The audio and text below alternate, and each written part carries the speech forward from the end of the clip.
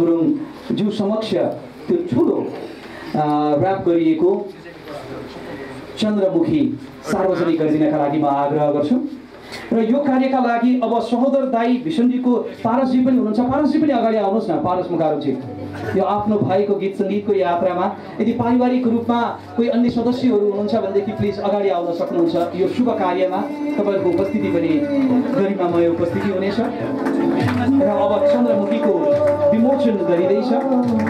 चन्द्रमुखीलाई ठुलो रिबनले बाँधिएको छ। रिबन खोल्ने कार्य प्रमुख अतिथि सङ्गीतज्ञ अम्बर गुरुङज्यूबाट हुँदैछ। सघाउँदै हुनुहुन्छ गायक भीषण मुकारुङ र अब चन्द्रमुखीलाई बेरिएको यो पेपर यो र्याप अब खोलिँदैछ। ब्याकग्राउन्डमा चन्द्रमुखीको टाइटल ट्र्याक बज्दैछ।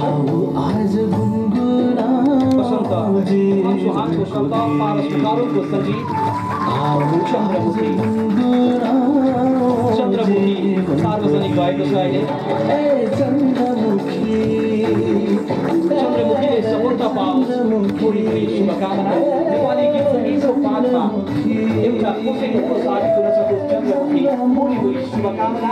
एकचोटि जोरदार तालीको अपेक्षा राख्छु।